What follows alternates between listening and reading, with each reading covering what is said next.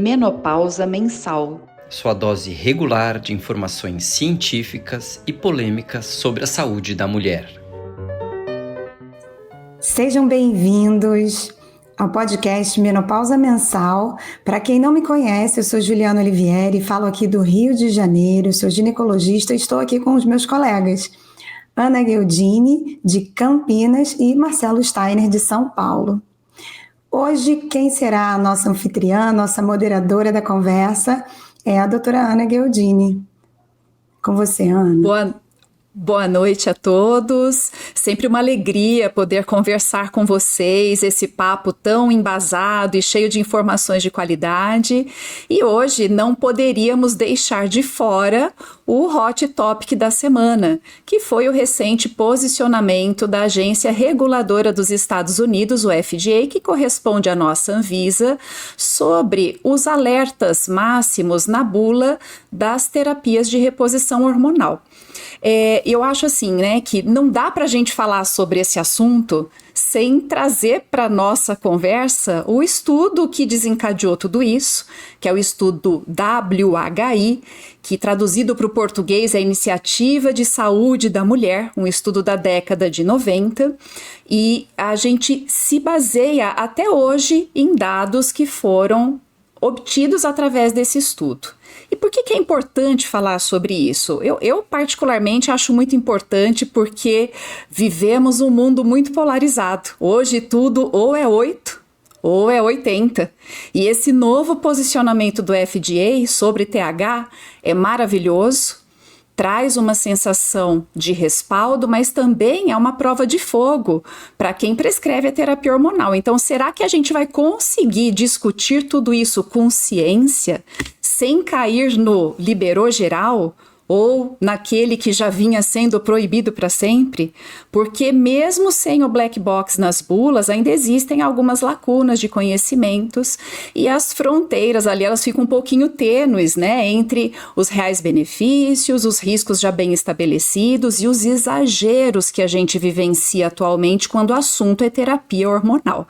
Então, nada melhor do que conversar com a Juliana e com o Marcelo para a gente tentar entender um pouquinho tudo isso, trazer algumas coisas para a nossa rede de conversa, para quem está aqui conosco e quer aprender junto com a gente, porque eu acho que terapia hormonal é um aprendizado constante para quem faz.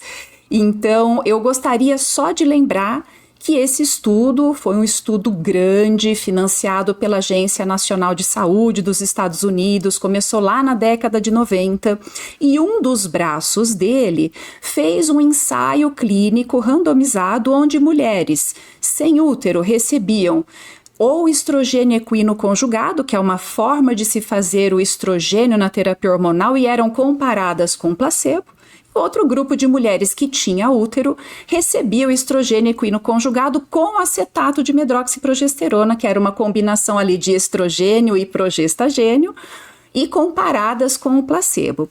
E o estudo foi inicialmente delineado para avaliar a resposta dessas mulheres sobre a intervenção, né, para avaliar o efeito da intervenção, que era terapia hormonal ou placebo, no desfecho de doenças crônicas, né, e o principal deles era o risco de doença cardiovascular.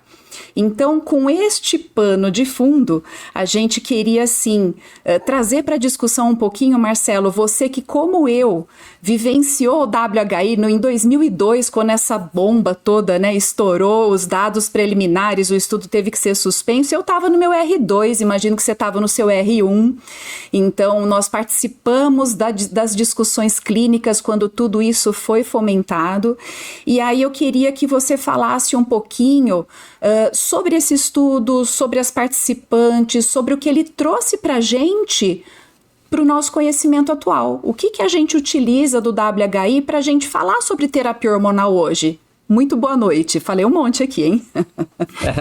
Não, primeiro boa noite, né, Ana? Mas eu acho que você está um pouco confusa nas datas. Eu estava ainda no colegial quando saiu esse estudo. Não tinha nem entrado na faculdade.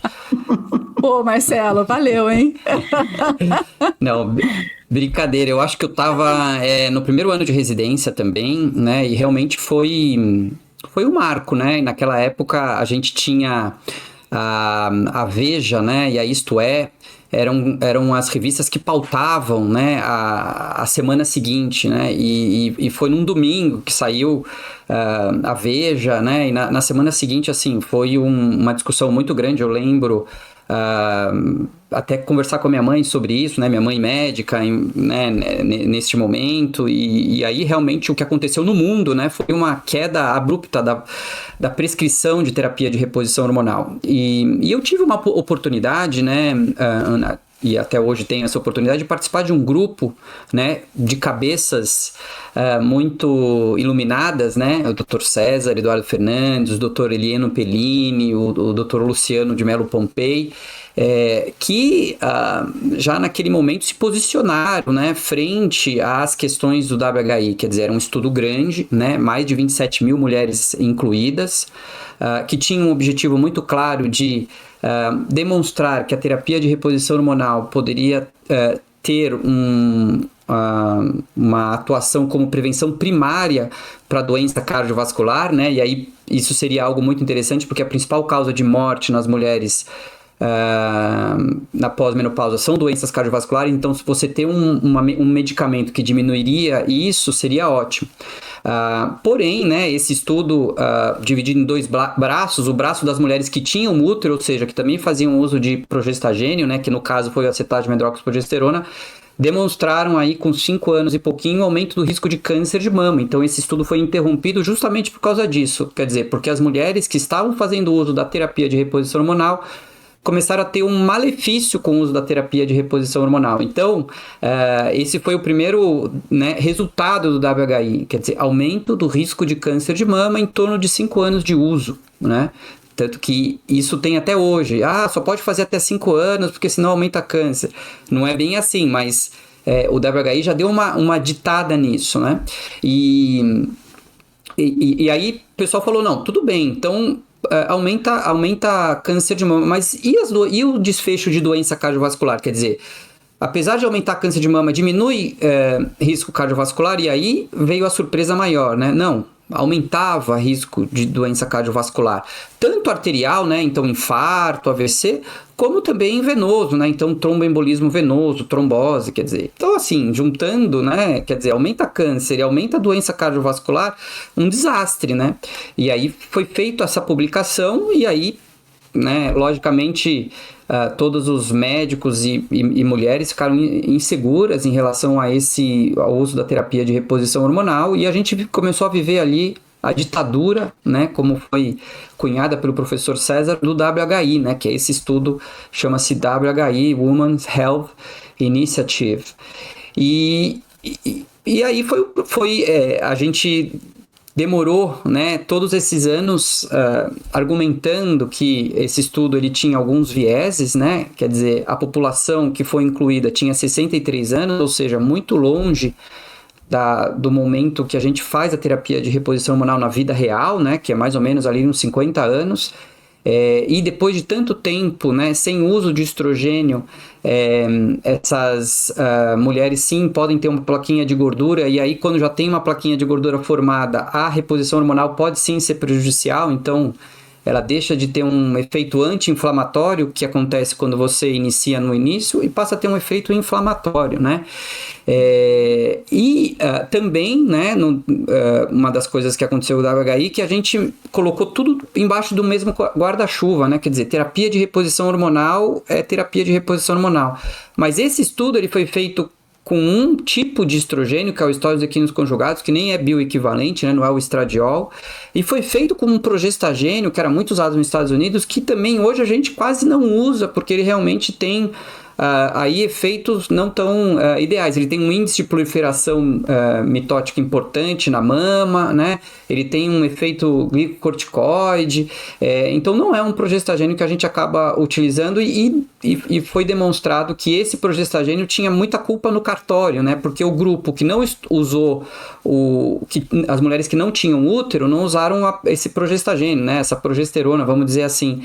Esse grupo ele não teve aumento do risco de câncer de mama, pelo contrário, ele teve uma proteção, né? Então também isso foi uma coisa que tumultuou bastante. Então assim, para resumir, foi um estudo enorme, é um estudo que a gente precisa ter atenção, porque ele trouxe algumas lições como a janela de oportunidade, que creio que a gente vai falar aqui agora, mas ele deu um tiro na população errada, né? Ele colocou uma lupa numa população errada, que é uma população com uma média de 63 anos, com doente, né? Muitas mulheres já eram hipertensas e diabéticas, usando um tipo só de terapia de reposição hormonal, que era o estrógenos equinos conjugado, com um progestagênio não tão ideal, e não se avaliou a via transdérmica, né? E aí depois a gente teve desdobramentos, com mudança de via, com todas essas questões. Então, assim, só para eu não me estender, porque tem bastante coisa para falar, mas eu acho que é mais ou menos esse o cenário que a gente tinha lá atrás, né? E além disso, né, Marcelo, as mulheres também tinham uma característica que a gente chama aí um status pró-inflamatório, que elas eram obesas, sedentárias, muitas eram ex-tabagistas. Então, realmente, isso que você falou, elas também tinham outros fatores de risco, e foi tudo analisado ali, tudo junto, então era só terapia hormonal, então isso trouxe alguns alarmes que ressoaram até bem pouco tempo, e é por isso que nós estamos aqui conversando, né? E até eu queria abrir para vocês dois agora, Ju e Marcelo, né? Isso que o Marcelo falou também é muito importante, Ju, desculpa te interromper, mas é só para não perder esse raciocínio, que foram avaliadas opções de terapia hormonal, né? Isolado e em conjunto, que a gente nem utiliza mais. Então, queria que vocês falassem também, porque a gente colocasse aqui nessa rede de conversa, nessa roda de discussão, as características, né, desses medicamentos que foram utilizados e chegar até hoje no que a gente aprendeu, né? O que a gente utiliza hoje, o que a gente faz de diferente, o que mudou de lá para cá. Eu acho que essa é a pegadinha maior no WHI, né? Ele vai usar um estrogênio, que é lá o equino conjugado, ele ainda por cima oral, né? Ainda por cima oral, que vai aumentar de forma importante ali os fatores de coagulação, vai favorecer os eventos protrombóticos, vai fazer aquele efeito de primeira passagem todo que a gente conhece, diferente do que a gente agora usa, do transdérmico que a gente agora usa, que não vai fazer esse efeito aí de primeira passagem, né? Fora a medroxiprogesterona, como o Marcelo falou. É uma progesterona que tem aquela, toda aquela pegada mais de corticoide mesmo, e tem também uma característica mais androgênica, ela vai piorar a resistência insulínica, vai aumentar o LDL, diminuir o HDL, enfim, basicamente é um perfil metabólico ruim.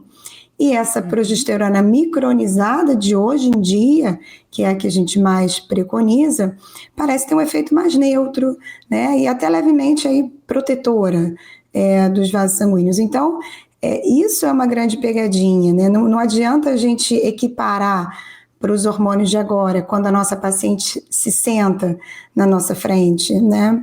Eu acho que hoje, quando a gente olha os resultados do WHI, a gente fala, caramba, mas era tão óbvio. Pegar uma paciente da média ali de 63 anos e dar um estrogênio oral, uma medroxiprogesterona, é claro que isso vai ter um efeito ruim, né? Só que não adianta olhar agora, né? Ainda bem que teve também para a gente chegar a essas conclusões. Eu só vou, acho que um pouquinho além, né, porque eu acho que assim, é isso, né, o WHI trouxe essa orientação para a gente no sentido, olha, essa medicação, né, estrógenos equinos conjugados 0,625 com acetato de medroxiprogesterona 5mg, demonstrou esses resultados. E, a partir disso, se debruçou, né, nesse trabalho, e a gente hoje tem a ideia que a gente tem muitas opções de terapia de reposição hormonal, não só essa, né? E temos doses diferentes, né? Então, mesmo com via oral, né, eventualmente, se a gente tem via oral, mas com uma dose mais baixa, né, com estradiol, quer dizer, um outro tipo de estrogênio, é possível fazer uma terapia de reposição hormonal com segurança, né? E existem outros progestagênios também que é possível a gente trabalhar, né? Eu acho que uma das principais mensagens, né, depois do WHI é essa, quer dizer, existem diferentes tipos de terapia de reposição hormonal. Não é só... As terapias, elas precisam ser individualizadas, né? E o médico que for prescrever, ele tem que entender e explicar para o paciente o que cada uma pode trazer de benefício, malefício. A via oral tem esses benefícios e esses malefícios. A via transdérmica tem esse benefício e esse malefício.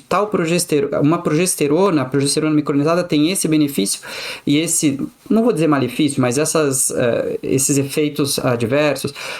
Um progestagênio mais potente, eu consigo, né, controlar mais o seu sangramento. Então, assim, é tudo uma questão de você ir né, entendendo qual molécula você está trabalhando para ajudar, no final das contas, essa mulher neste momento, né? E quando foi a publicação da HI, tudo foi tratado como uma coisa só, terapia de reposição hormonal. E aí se colocou um selo na terapia de reposição hormonal muito ruim, quer dizer, terapia de reposição hormonal causa câncer, terapia de reposição hormonal aumenta a doença cardiovascular, né?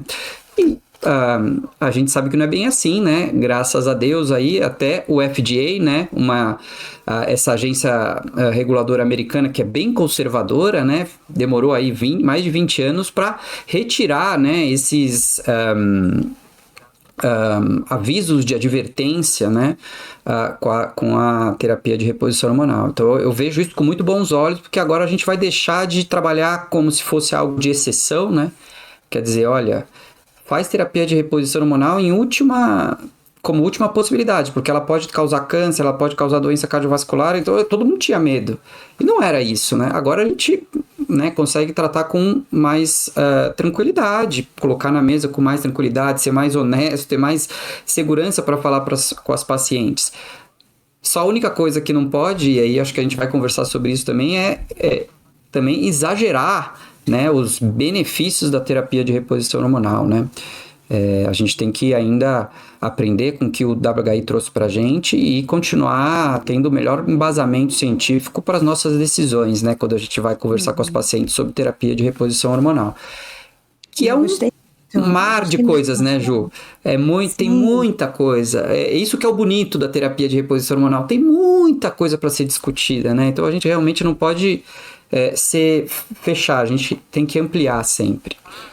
Eu gostei muito disso que você falou, essa complementação que eu mencionei da progesterona micronizada, mas a gente vai ter outros progestagênios muito bem colocados. Para uma paciente que tem ali uma adenomiose, considerar o método do DIU, Mirena, é excelente e é uma forma... que tem endometriose, que você quer, às vezes, alguma coisa mais pesar, mais forte, assim, porque a progesterona é um ótimo... ela é boa, mas, né, ela não é tão potente como outros progestagênios. Então, essa coisa que a gente vai costurando, né, vai fazendo. A dihidrogesterona também é bacana pra gente. Sim, e uma coisa que eu costumo falar é assim, a gente vai fazer a terapia de reposição hormonal desse jeito por enquanto. Daqui a pouco pode ser que a gente mude. Então, pode ser que a gente mude esse progestagênio. Então, às vezes elas ficam com medo, elas escutam a palavrinha bioidêntico, né? Poxa, mas isso não é bioidêntico? Mas não quer dizer que não seja seguro. Também como se o bioidêntico fosse uma super novidade, né? Exato. Mais moderno e tal. Mas também não é, a gente já tem há bastante tempo no mercado.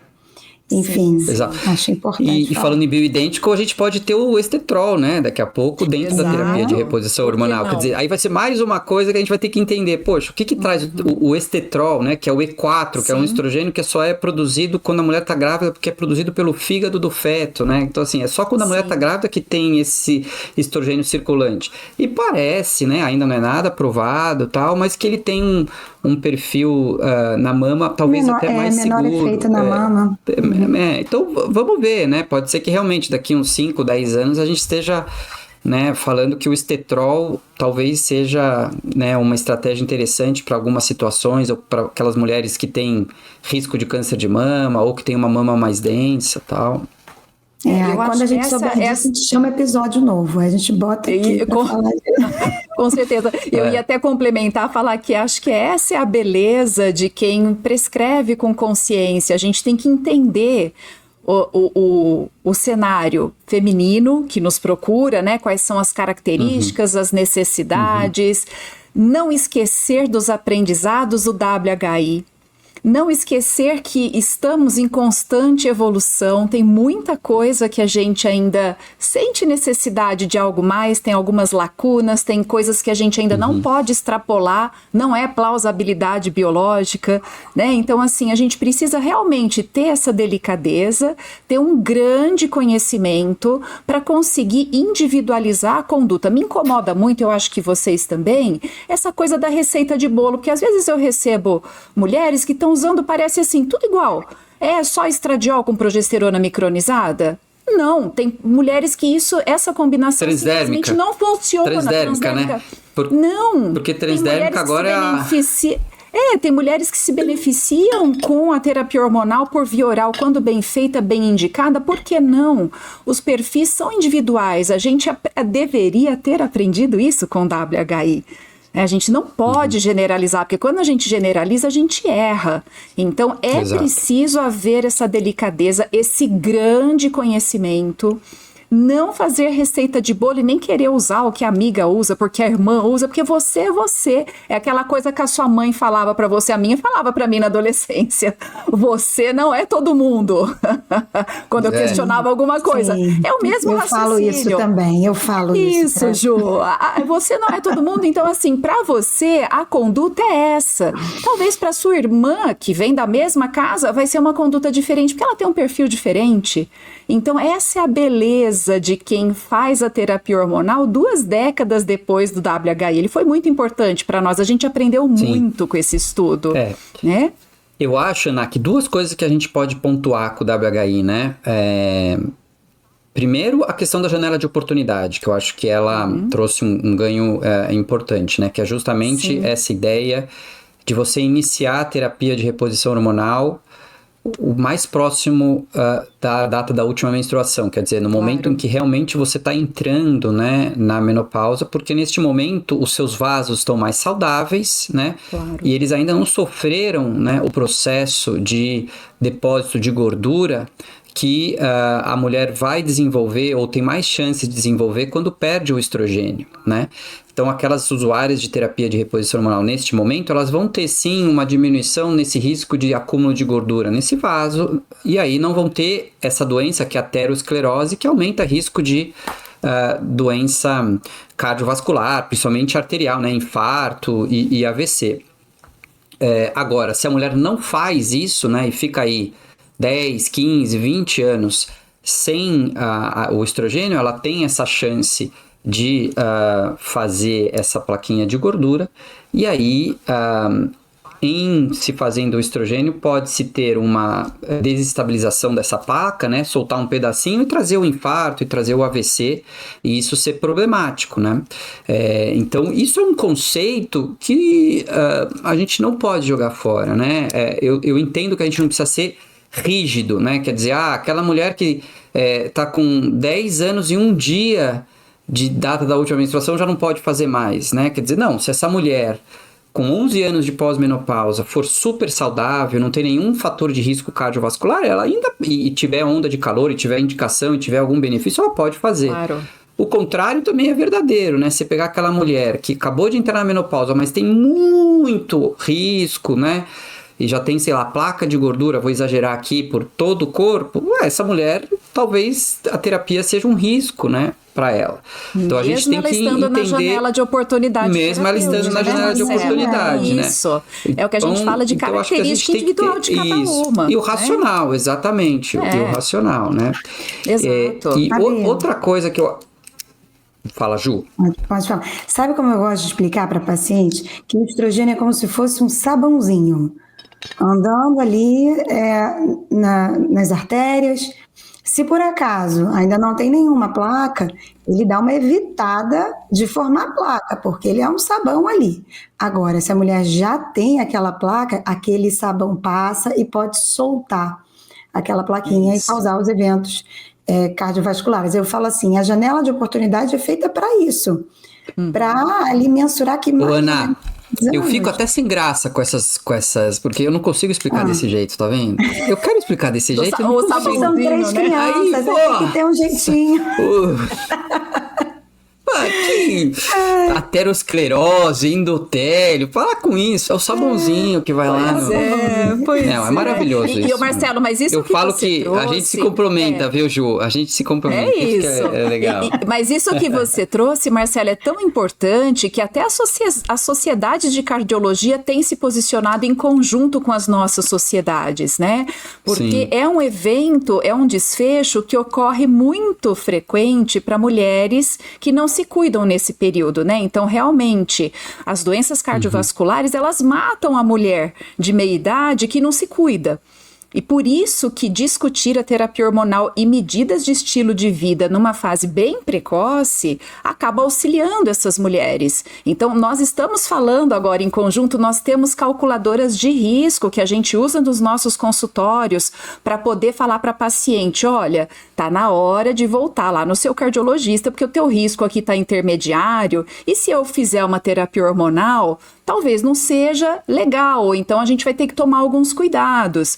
Então, isso a gente já aprendeu também do WHI. Olha quanta coisa importante desse estudo, né? Que a gente tem que olhar realmente para esses eventos, né? A gente tem que lembrar que eles podem acontecer, que eles acontecem com mais frequência, principalmente com a queda do estrogênio, que a gente chama aqui entre nós de hipoestrogenismo. Então, essa é, de novo, gente, eu sou uma apaixonada, né? Vocês me conhecem, assim, terapia hormonal realmente me fascina, porque a gente enxerga no dia a dia que para quem pode fazê-la, realmente é um divisor de águas, né? Realmente traz inúmeros benefícios, desde que bem indicada, bem feita, com esquema adequado para aquela mulher, e a gente já está aprendendo, né? Como vocês disseram, tem coisa nova chegando no mercado, nós ainda estamos engatinhando, ainda não dá para extrapolar tudo, então realmente é tão gostoso, né, essa conversa da gente pesar na balança do risco, do benefício, dividir a decisão, é sempre compartilhada com a mulher que nos procura, então isso tudo é muito enriquecedor. Ana, e também só para a gente deixar claro, né, que senão a gente também, os cardiologistas podem ficar bravos com a gente quer deixar bem claro que a gente não está falando que a terapia de reposição hormonal neste momento pode ser considerada como um tratamento de prevenção primária para doença cardiovascular, né? Existe muita discussão, né? Eu acho que é uma área ainda que deve caminhar, né, porque ainda há lacuna de conhecimento, né? Mas a própria Febrasgo, né, junto com a Sociedade de Cardiologia, no ano passado lançou, né, um manual e eles pontuam isso, quer dizer, olha, não dá para a gente falar que é uma prescrição para prevenção primária, né, apesar de ter aí alguns questionamentos em relação a isso. Eu mesmo advogo bastante que eu acho que isso é algo que não é definitivo ainda, né, eu acho que tanto que o WHI lá atrás, né, foi feito com esse intuito, porque os estudos observacionais mostravam isso, né, não é por os caras, vamos pensar, não, é porque tinha tanta evidência em estudos observacionais que eles quiseram fazer um ensaio clínico. Uma pena que o WHI mirou na população errada, né, mas se você olhar uma publicação da Cochrane, né, uma revisão sistemática de 2015, eles deixam lá como evidência moderada uma diminuição de risco de doença coronariana, né? E também diminuição do risco de mortalidade, quer dizer, então assim, a TH, ela tem aí sim esse perfil benéfico, né, em termos de doença cardiovascular, em termos de diminuição de mortalidade, né? Agora, ainda a gente não pode falar que é um medicamento que tem aí, pode ser utilizado como prevenção primária, e a gente precisa guardar aí, né, o andar da ciência, da evidência científica, para a gente afirmar isso de maneira mais clara. Então é importante você também, como você falou, né, Ana, selecionar bem a população que você vai fazer, porque ainda mulheres que têm alto risco ou que já tiveram eventos, a terapia de reposição hormonal eventualmente pode ser uma contraindicada, né? A gente não dá para a gente fazer com tanta segurança. É isso aí. E o Ju, hoje, quando você se senta no seu consultório com essa mulher que está dentro da janela de oportunidade terapêutica, e muito sintomática, mas ainda tem receio de fazer a terapia hormonal por conta de todo esse estigma que veio do WHI, como que você costuma reconstruir essa conversa no seu dia a dia? Olha, essa situação é tão comum, né, na nossa vida.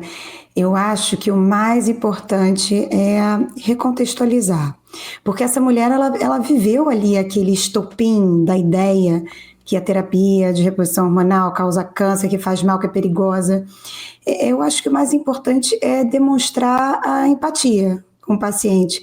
Às vezes ela precisa até de tempo para digerir aquela informação, mas eu acho que a gente tem que explicar para ela que aquele medo fazia sentido ali há alguns anos, mas agora ele não faz mais. É fazer muito aconselhamento, porque especialmente que quando ela inicia essa terapia de reposição hormonal, ela provavelmente vai ter aquele desconforto na mama, e aquilo pode assustar, ela achar, ai não, vou ter um câncer de mama, estou sentindo na minha mama doer, ou ela vai ter um sangramento, enfim. E principalmente essas mulheres que têm na família, né, que têm um histórico familiar ou que vivenciaram alguma situação, que cuidaram, quando é mãe, quando é tia, que está ali, que viveu aquele contexto ali, especialmente de câncer de mama. Então essa mulher, ela tem que ser muito bem aconselhada. Eu acho que é preciso, então, desmistificar esse medo, né? Enfim. Sim, sim. Com certeza. E você, Marcelo, você faz alguma coisa diferente, principalmente para essa população de risco? Vamos pegar o exemplo que a Juliana acabou de citar, uma população que tem histórico familiar de câncer de mama, não sabe se é mutador ou não. Como que você avalia, como que você traduz isso no seu consultório, que você mostra tão bem nas suas aulas dentro das sociedades, mas assim, para as mulheres, como é que você costuma mostrar esse risco real versus o risco, né, o percebido versus do que realmente existe? Fala aí pra gente. Primeiro assim, né, existem também ferramentas que estratificam o risco de câncer de mama. Então, eventualmente, se você percebe, né, uma mulher que tem um histórico familiar muito importante, eventualmente essa mulher você tem que fazer um rastreamento genético, né, um painel genético e ver se ela tem algum fator, né, genético aí para o câncer de mama. Mas, de maneira geral, é uma população muito pequena, né? E aí, de maneira geral, quando tem um familiar de primeiro grau com câncer de mama, o que eu falo a princípio é o seguinte: olha, você não tem contraindicação para fazer terapia de reposição hormonal, né? Mas você não está mais no mesmo risco da população geral, você tem um risco maior, né, de desenvolver câncer de mama, e aí essa é a questão que a gente vai discutir aqui e colocar na balança, né? Quanto a terapia de reposição hormonal vai te beneficiar e o quanto ela pode trazer esse risco do câncer de mama, né? E então eu converso muito sobre isso com ela, também falo de outros fatores de risco que também podem aumentar o risco de câncer de mama, né? Então a gente não pode esquecer que a obesidade é um fator muito importante, e a gente tem 30% das mulheres no Brasil obesas, 60% sobrepeso, né? Quer dizer, então isso é uma pressão muito grande também para o câncer de mama. Mas eu falo assim, olha, a população que faz terapia de reposição, que não faz a terapia de reposição hormonal, mais ou menos, né? Isso ainda usando o WHI, eu tenho 30 casos em 10 mil mulheres por ano, né? Quando a gente pega a mesma população, quer dizer, uma população equivalente, igual, né? 10 mil mulheres, né? Comparado, 10 mil mulheres de um lado que não fazem, com 10 mil mulheres que fazem, eu vou ter 37 casos de câncer. Então eu pulo de 30 para 37, eu tenho um aumento de 7 casos em 10 mil mulheres por ano, que é um risco relativamente pequeno, né? 7 casos em 10 mil por ano. Então, quando a gente fala em termos absolutos, né, quer dizer, um aumento de 7, as mulheres entendem mais e se convencem mais que não é algo assim tão aumentado. E a questão de que, olha, o estrogênio, ele não vai aumentar, ele não vai fazer uma célula saudável virar uma célula doente, né? Agora, se você tiver uma mutação, ele vai também estimular essa célula, porque o estrogênio faz, né, proliferação de células mamárias, independente se é uma célula doente ou uma célula saudável. Então essa discussão a gente tem que ter com as pacientes, né? apesar, né, da retirada, né, do FDA, com essa questão do warning aí sobre câncer de mama, né, a gente tem publicações recentes mostrando que, sim, a terapia de reposição hormonal, né, tende a aumentar um pouquinho ainda a terapia de reposição hormonal, né, também é algo que está ainda não tão consolidado, né? Você tem o próprio WHI no grupo de mulheres isoladas que diminuiu o risco, né? Com estágios equíneos conjugados, mas talvez os estágios equíneos conjugados tenha um papel aí de a molécula do estágio equíneos conjugados ser protetora, né? Agora, o estradiol talvez não tenha esse mesmo benefício, né? E aí associado com outros progestagênios, né? Como que ele ficaria, né? E parece, né, que a progesterona e a dihidrogesterona, os estudos observacionais, né, tem um menor risco do que os progestagênios outros, né, sintéticos. Então tem, né, muita coisa ainda para aprender. Agora, você tem uma publicação na Lancet de 2019 de um grupo colaborativo, né, para câncer de mama causado por hormônio, né, que fala, olha, aumenta um pouquinho. E também uma corte, né, de um banco de dados norueguês também dizendo que aumenta um pouquinho. Então, assim, eu ainda considero que a TH a gente tem que, não dá para falar que ela é neutroprotetora, né, para câncer de mama. Eu acho que ela, se aumentar, aumenta discretamente, mas ainda ela pode contribuir, não como causa, mas porque você vai ter mulheres que vão ter essa mutação, porque está na idade para ter, e o estrogênio vai acabar estimulando, né? Então essa é a discussão que tem que ter, né? Essa é a grande discussão. E eu acho que esse é o grande calcanhar de Aquiles do estrogênio, porque eu acho que para o resto ele é tudo muito bom, né? Exato. Eu acho que para todas as outras coisas, talvez a gente vai falar de demência, de Alzheimer, né? Não esteja tão consagrado, mas aí não aumenta risco, né? E eu acho que se for acontecer alguma coisa vai melhorar vai diminuir o risco de demência. Para doença cardiovascular a gente acabou de falar. Para osso é extraordinária, né? O estrogênio é muito bom para osso. Então eu acho que ainda a única questão realmente, mas é algo que eu acho que dá para a gente colocar na balança, e se essa mulher tiver muito benefício com a TH, essa conversa deve ser feita, seria o câncer de mama, né? Porque se ele fosse protetor para câncer de mama, aí eu acho que acabou. A gente iria colocar na água. Ia colocar na água o estrogênio. Game over. Vambora. Game over, é isso aí, Ju. E isso que você falou é super importante, né, Marcelo? Porque, e a Ju também. A terapia hormonal, ela não é contraindicada para quem tem esse antecedente, é para quem já teve a doença. Então, por isso que a gente está trazendo tudo isso, né, para conversa, porque o que a Juliana falou é tão importante. Se a mulher já vivenciou, já cuidou da mãe que teve câncer de mama, né? Então, assim, é difícil, é uma decisão que tem que ser construída, e muitas vezes a gente acaba pedindo um perfil oncogenético para saber se é mutadora, discute até uma cirurgia redutora de risco, mas no fim ela não tem uma contraindicação absoluta, e a gente vai lidando com esses receios e com o que a gente sabe que poderia ter um efeito mais neutro. Como a gente disse, tem terapias e terapias hormonais, tem combinações que aparentam ser mais favoráveis e outras menos favoráveis, mas é uma discussão muito presente para quem prescreve bastante terapia hormonal, para quem faz ginecologia endócrina, para uma população que tem um benefício, mas tem esse receio.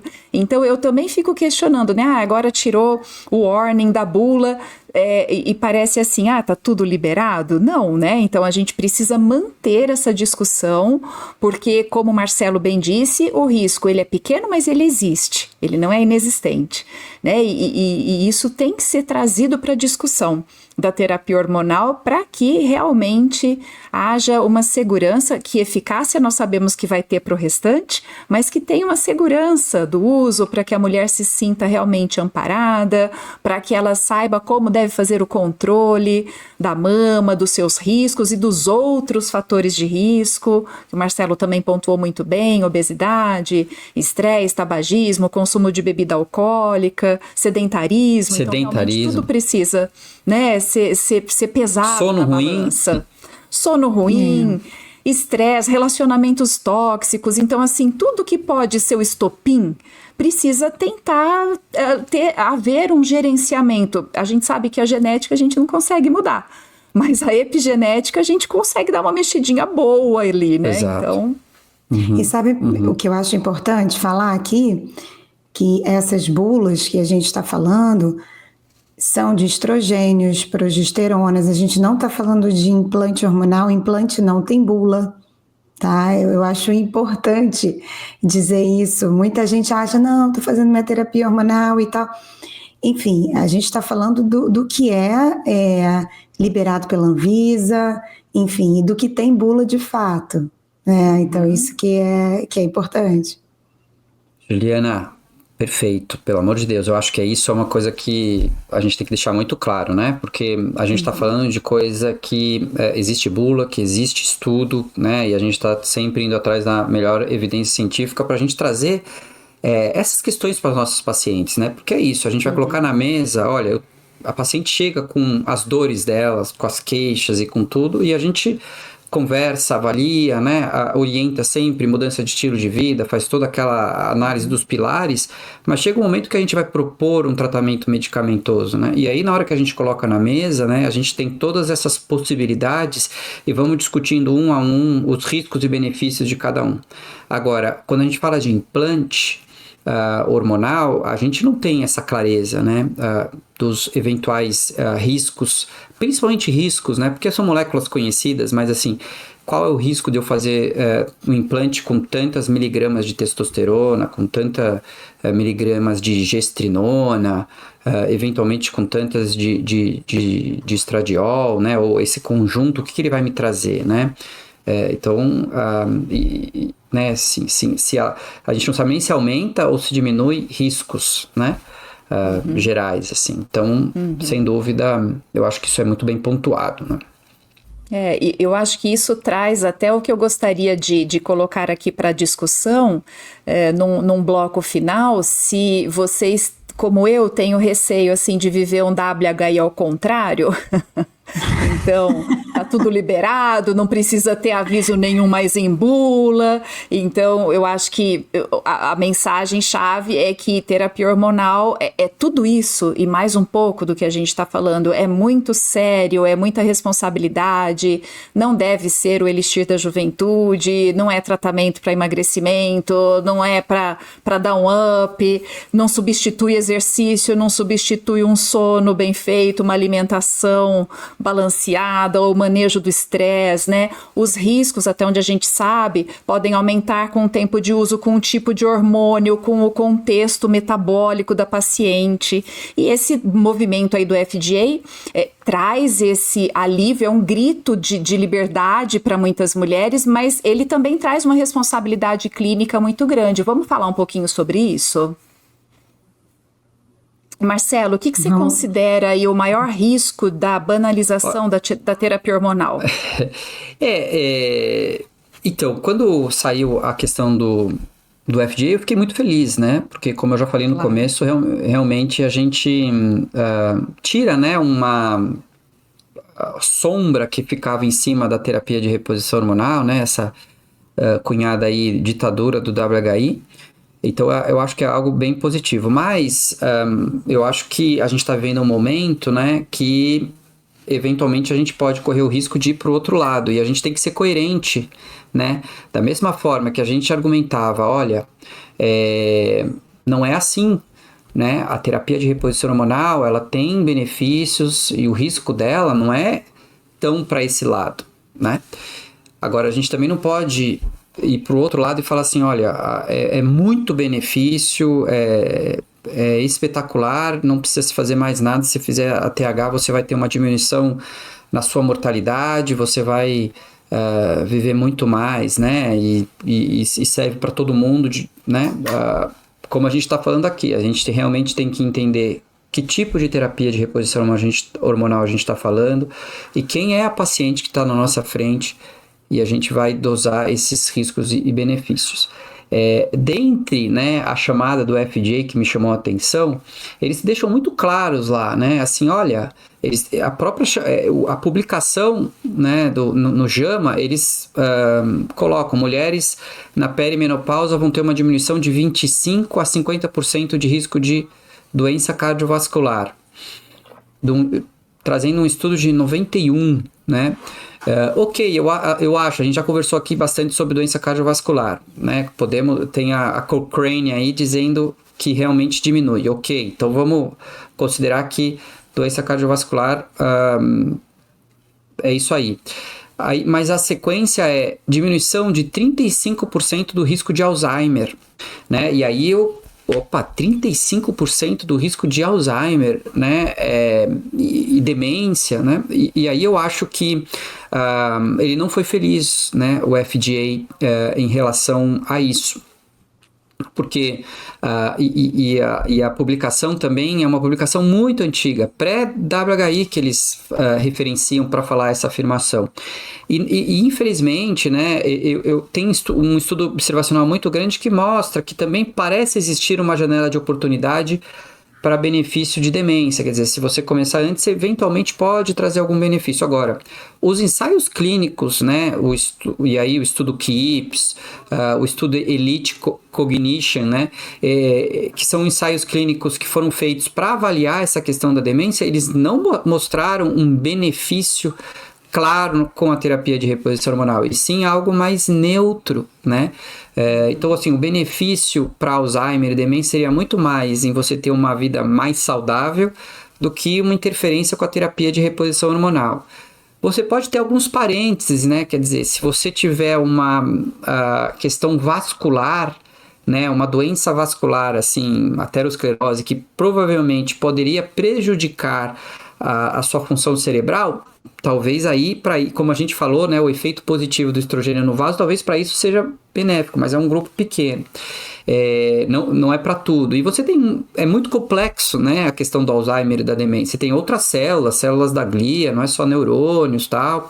E também você tem diferentes áreas, né, que podem ser mais ou menos comprometidas. Então, memória verbal, memória de tarefa, né, é bem complexo. Então, não dá para a gente também, né, querer colocar a terapia de reposição neste momento como algo assim, se você fizer, você vai ter uma diminuição de 35%, eu acho muito alto no Alzheimer, né? Eu acho que não é prejudicial, não vai piorar, como já alguns estudos mostraram, mas também não podemos falar que vai ser protetor, né?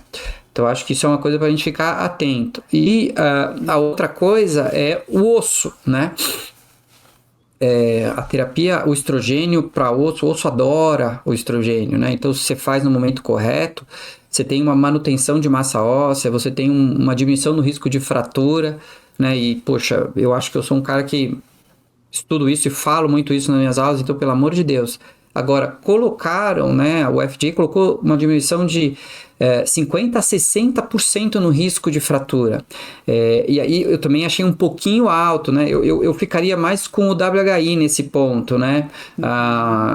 Que eu acho que em torno de 30%, 40% de diminuição de risco de fratura, que é excelente já, né? Mas não acho que é tão potente, né? Que nem tem, poxa, diminuição de 60% do risco de fratura é algo muito alto, né? Porém, né, se você tem uma mulher abaixo de 60 anos, na janela de oportunidade, tem questão de proteção óssea, para mim, mesmo mulheres não sintomáticas, se ela não tiver nenhuma contraindicação, a terapia de reposição hormonal seria a primeira opção, né? Os guidelines falam que é a primeira opção das mulheres sintomáticas, porque tinham muito receio da terapia de reposição hormonal. Talvez agora eles reavaliem isso e falem, olha, né, mulheres aí na janela de oportunidade, a TH pode ser uma boa estratégia, né, no início de abordagem dessa mulher com risco de fratura, que não seja muito alto, você fazer a TH e depois entrar com outras estratégias de tratamento, né? Então, a TH entraria com esse benefício. Então, eu acho que assim, é o que a gente vem falando, quer dizer, você tem diferentes tipos de terapia de reposição hormonal, né? É importante conhecer todas as possibilidades. Você tem diferentes perfis de pacientes e você tem diferentes doenças, né? E cada uma vai ter um comportamento quando você faz a terapia de reposição hormonal. E todas todas, né, como base. Não adianta a gente fazer TH se a gente não trabalhar muito bem os pilares de saúde dessa mulher, né? Isso Sim. Antes dela entrar na menopausa, inclusive, para ela chegar na menopausa com a melhor qualidade de saúde possível, e aí todos os benefícios vão ser muito mais potencializados com a terapia de reposição hormonal. Eu acho que a terapia... Marcelo, desculpa, Ju. Pode falar. Não, eu não queria só perder uma coisa que me veio agora, que eu acho que se tem uma população que eu acho que se beneficiou de tudo isso que a gente está estudando e está entendendo, né, ao longo desses mais de 2 décadas aí, é a população que precisava tratar a síndrome geniturinária da menopausa com estrogênio local. A gente só está falando de terapia sistêmica, né? Então, realmente, nós recentemente foram publicados estudos que mostraram que o impacto sistêmico é mínimo. Então, liberando um uso desde que haja um consenso entre o ginecologista e o oncologista clínico que acompanha aquela sobrevivente de uma doença que piora na presença do estrogênio sistêmico, mas que para a vagina ela poderia usar uma terapia tópica, desde que houvesse toda essa conversa, né? Então, acho que isso é uma coisa muito atual e muito importante, que era uma população que sofria demais, mesmo com os tratamentos não hormonais, não era a mesma coisa, né? Então, realmente, eu acho que isso é importante a gente falar também. Não sei se o Marcelo quer falar alguma coisa sobre isso. Eu acho que não podemos esquecer da terapia local vaginal com estrogênio. Eu acho que é importante falar que essa terapia local vaginal não respeita a janela de oportunidade. Então, numa situação em que ela seja bem-vinda, ela é feita. A gente não fica atrelado a isso, não pode usar. Às vezes a gente prescreve para uma paciente mais idosa, às vezes como um preparo para uma esteroscopia, e aí ela vai falar com o familiar, e você tem que conversar, olha, é seguro, tá tudo bem, a gente vai fazer um hormônio local, com uma absorção sistêmica mínima, ou seja, hoje é uma ferramenta incrível para tratar a síndrome geniturinária, né? Incrível. Então, eu concordo contigo, Ana. Fundamental. Eu acho que são coisas que a gente tem que deixar muito claro, né, para o público, assim. Uma coisa é terapia de reposição hormonal sistêmica, né, que você vai fazer por via oral ou via transdérmica, pela pele, né, que vai cair no sangue ali e vai fazer os efeitos por todo o corpo, né. Outra é aquela que você vai usar na vagina, né, e aí ela vai atuar basicamente na mucosa ali da vagina, né, talvez um pouquinho também na musculatura, mas basicamente na mucosa e da uretra também, né, mucosa vaginal e da uretra, com bastante benefícios, né, e essa terapia local não tem nada a ver com a sistêmica, né? Na verdade, você pode até associar as duas, né? Muitas vezes você faz a sistêmica que não tem um benefício tão grande vaginal, que você pode associar, porque a mucosa vaginal é meio chatinha, né? Ela gosta de bastante estrogênio, então às vezes você tem que também associar um tópico. E mesmo para mulheres que tiveram câncer de mama, é uma opção que pode ser colocada, né? Mas assim, talvez não seja a primeira opção, né? É importante essa mulher ter discutido os hidratantes, e se teve benefício com os hidratantes, está tudo certo, maravilha. Ou, né, a Ana, que é especialista aqui, usou alguma tecnologia para ajudar e ela está bem satisfeita, maravilha. Agora, o hidratante não resolveu, né, a tecnologia também, ou não tem acesso, ou a terapia de reposição hormonal, ela... né, hoje os estudos mostram que ela é bem segura. Também você tem diferentes tipos de terapia local, né? Então também há uma variação entre uma e outra, mas de maneira geral, né, os estudos estão mostrando benefício. A única questão que ainda está uma lacuna muito grande, e é um resultado que ainda a gente não tem tão claro, é sobre mulheres que estão usando inibidores de aromatase para câncer de mama, se o tópico faz se tem algum risco, né? Então seria o único que aí poderia ponderar, mulheres usuárias de inibidores de aromatase, se a terapia de reposição hormonal tópica realmente é segura ou não. Essa seria a única grande questão. O resto... deve se fazer, né? Deve se propor, sim, que é bem seguro. Com certeza, aquela paciente que acorda um monte de vezes na madrugada para fazer xixi, você começa um estrogênio tópico para ela, você muda aquela noite de sono daquela mulher. Então, tem um impacto tão grande, eu acho que é algo que deve ser conversado. Paciente idosa com infecções urinárias frequentes, então, eventualmente você trata a questão da síndrome de gênito urinário, ela melhora muito. Enfim, eu acho que é excelente. É pouco discutido isso, sabia? Eu acho E que o FDA deixou... E o FDA deixou isso muito claro. Eu acho que, assim, esse não teve dúvida. E lá no board que o FDA juntou os especialistas, terapia tópica foi muito clara. Gente, isso não dá para estar aí dentro, né? É muito seguro, isso tem que tirar, assim. Não dá para ter alerta de precaução com terapia tópica. A gente pode discutir a sistêmica, né? Câncer de mama, tudo, mas, a tópica não, né? Então, assim, a gente tem que separar muito bem isso. Eu acho que isso foi alcançado, né? E espero que também não se tenha mais esse receio absoluto de fazer a tópica também, né? Eu acho que a gente está caminhando para uma era que esse equilíbrio, né? Antes era o superdimensionamento do risco, agora a gente está temendo aí um superdimensionamento dos benefícios, quando o Marcelo citou aí porcentagens que realmente a gente questiona, né? E acho que a gente precisa questionar.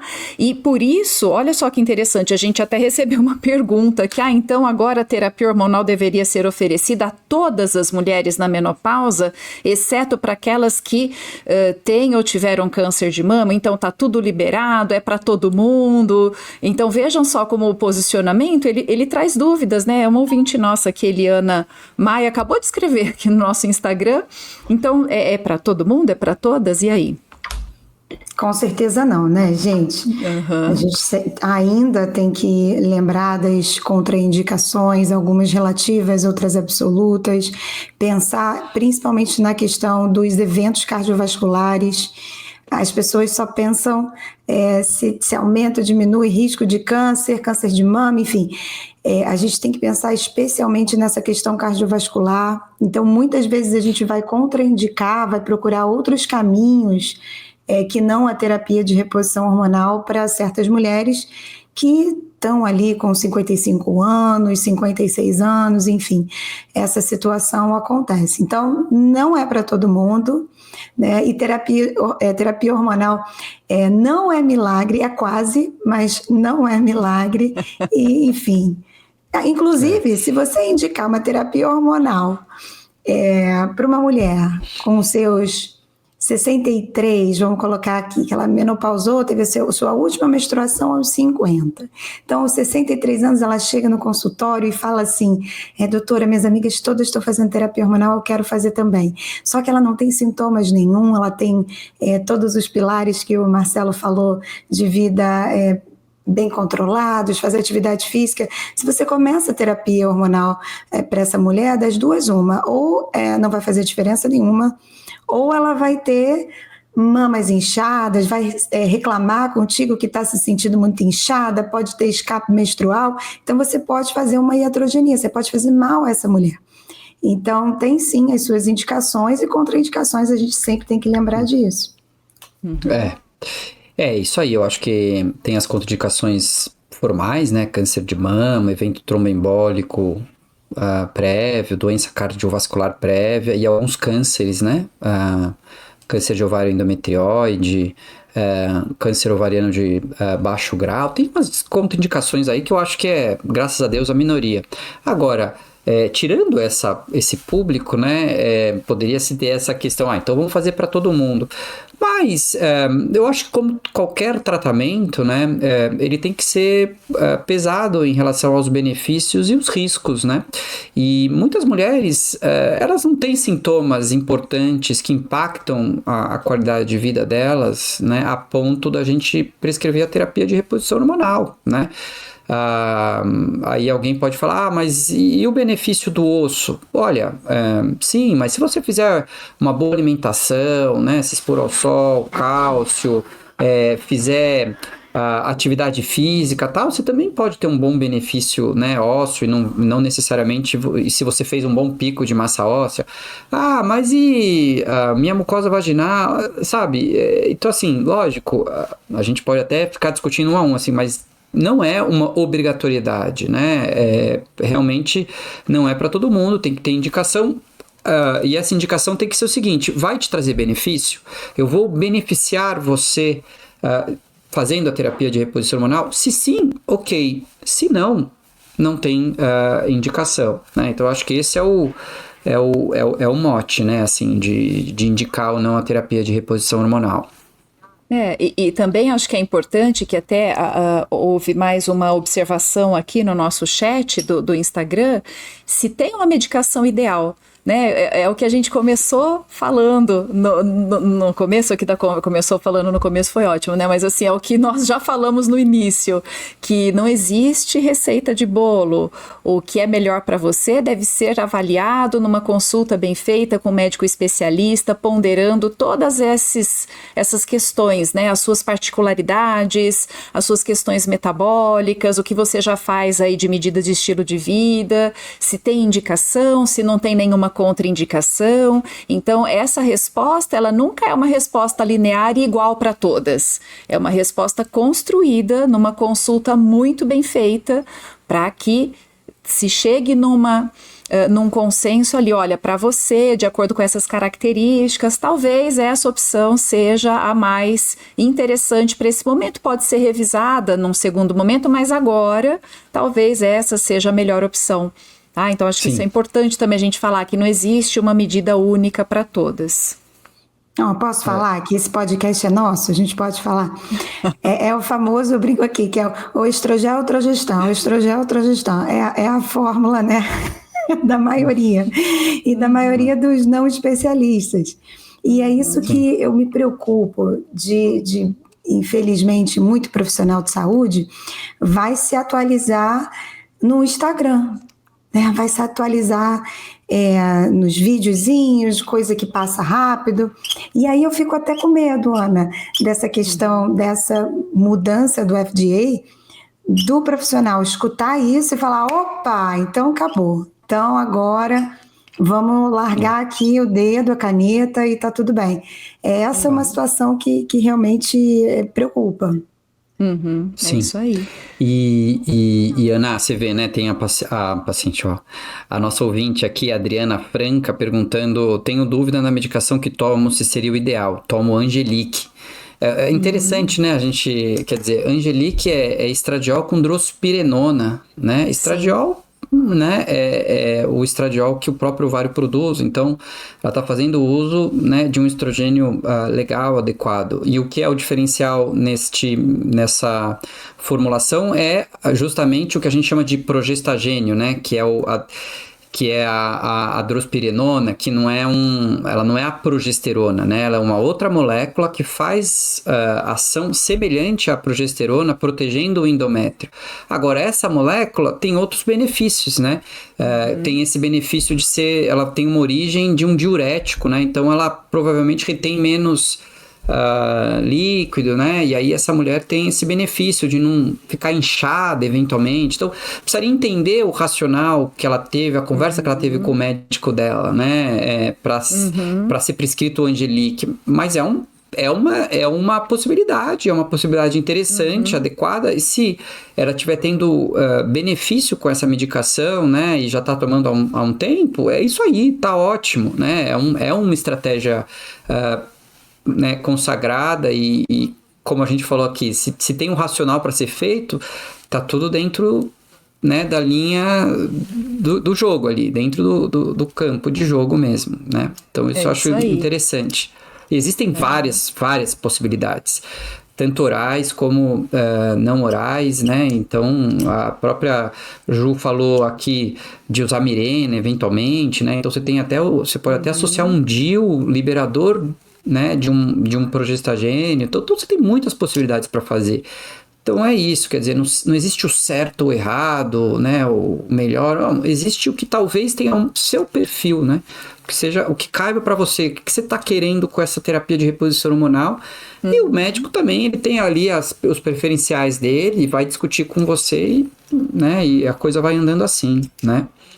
E também temos que olhar para a fase do climatério, né, Marcelo? Porque realmente o que a gente faz na perimenopausa normalmente não funciona no pós-menopausa e vice-versa.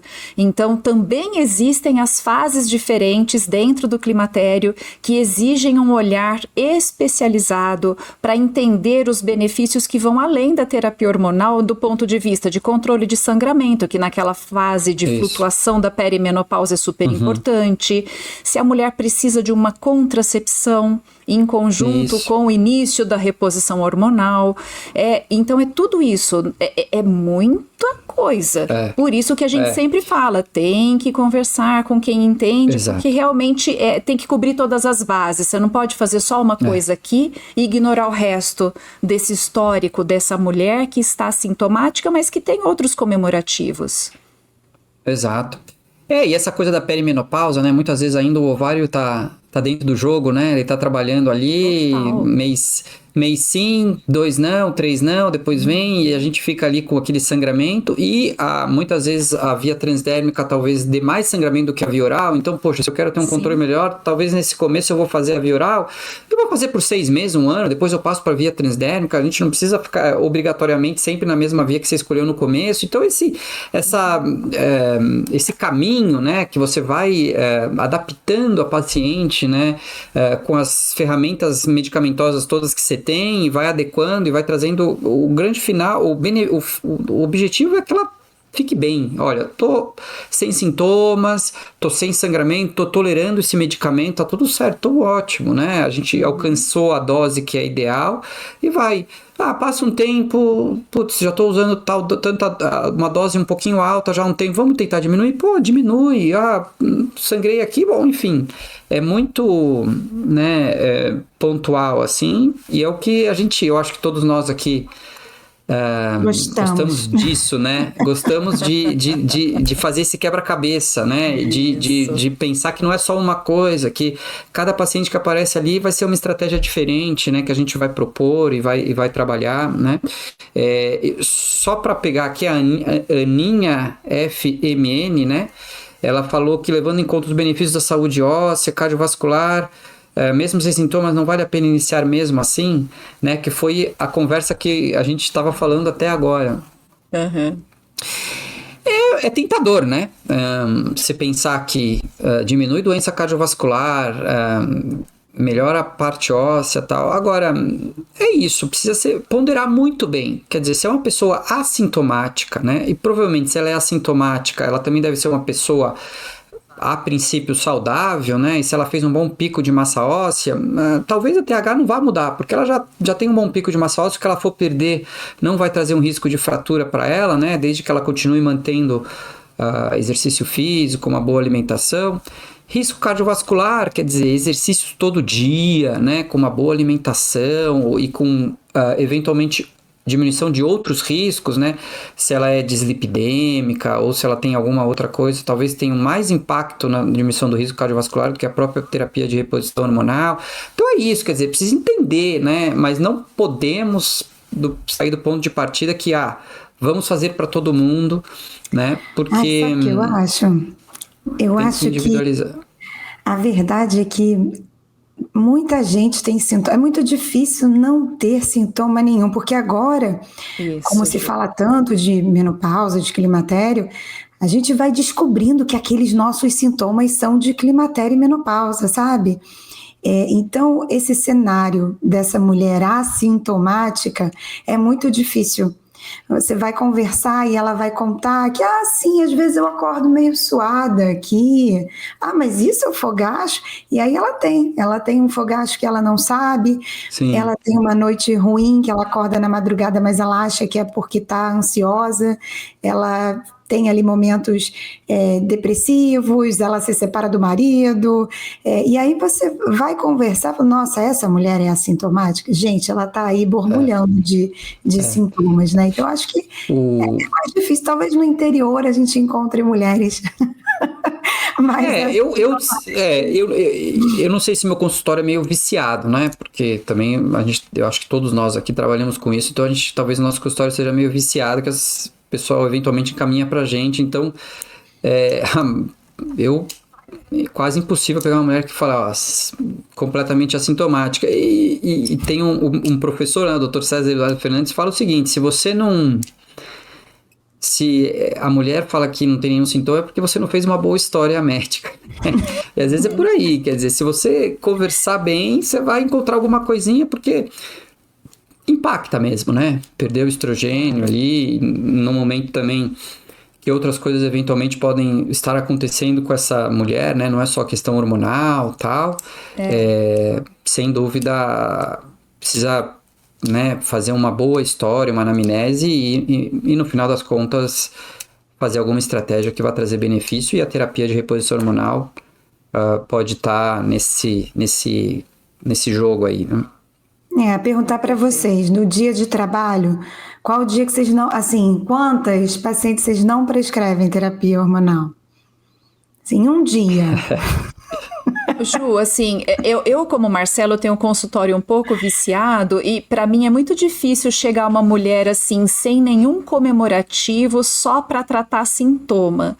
Então, no meu dia a dia, as contraindicações são muito frequentes, as absolutas e as relativas. Então, nesse contexto, realmente eu pondero, às vezes eu tenho que lançar mão de alguma outra estratégia para me certificar de alguma questão, para ter uma certeza absoluta, para depois dar seguimento na conduta, seja ela hormonal ou não hormonal.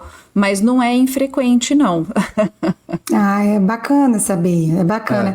Até para Ana mostrar que existe todo um tratamento possível sem usar hormônios, quando essa situação acontece, né?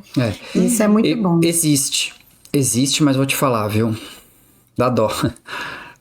Às vezes você pega, né, mulheres muito jovens que tiveram câncer de mama e tão sintomáticas porque, né, fizeram uma quimioterapia, que levou a uma insuficiência ovariana, enfim.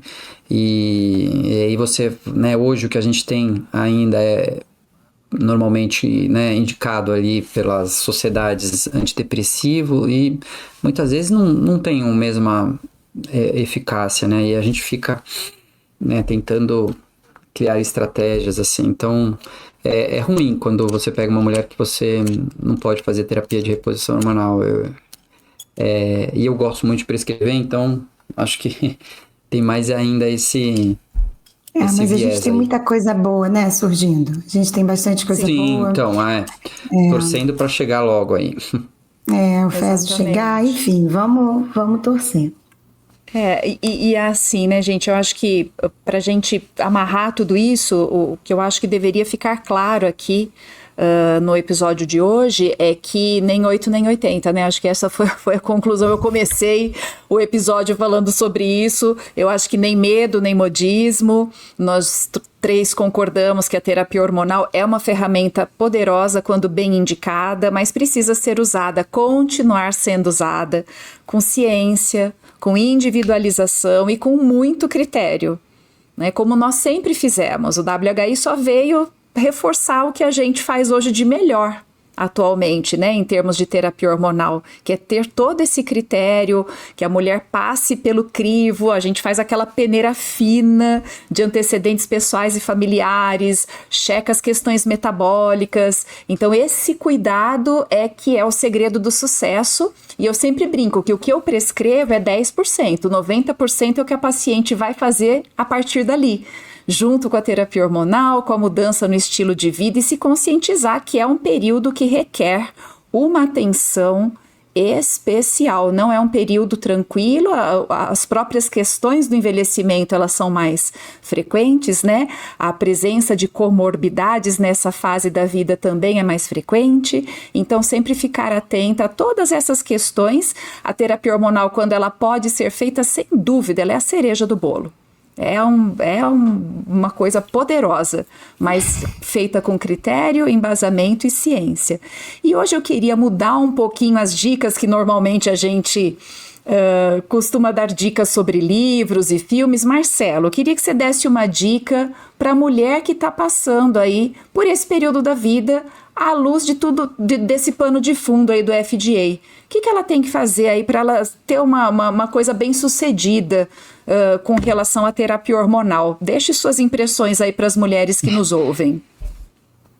Não, eu acho que as mulheres precisam, eventualmente sintomáticas, né, sofrendo neste período, né, com sintomas, procurar um especialista, né, que vá conseguir conversar com ela e vá conseguir ter essa atenção aí de entender este momento de vida dela, né, trazendo tanto orientação de mudança de estilo de vida, que não é pouco, né, é bastante, tem muita coisa para ser orientada, né, a gente nos nossos ambulatórios, a gente vê muito isso, as mulheres fazem muita coisa errada em relação ao seu estilo de vida, não é só, não corro ou como mal, não dormem bem, não fazem ritual do sono, não fazem higiene do sono, não tem nenhum cuidado com a sua saúde mental, não prestam atenção em relação à sua vida social, né, a cognição social, tudo, então essas coisas todas precisam ser muito bem orientadas, e também ter acesso, né, a alguém que escute e consiga trazer para ela com segurança essa questão da prescrição da terapia de reposição hormonal, que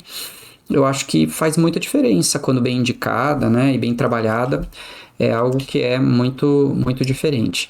E só para não perder aqui minha chance, antes que a gente acabe, para a gente falar do nosso próximo episódio, que vai ser especial, né? Isso, sem dúvida, sem dúvida. Vamos deixar aqui um suspense no ar. Será muito especial. E, ô Ju, e você? Que dica que você quer dar para as mulheres que estão aqui conosco até esse horário? Vamos lá. A primeira dica, isso aqui, larga isso aqui.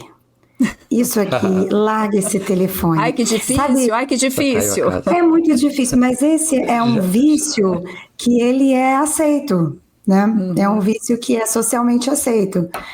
O tabagismo não vício em drogas, enfim, não é, mas o telefone é um vício aceito. Então, tem aqui nesse telefone aquele tempo de uso.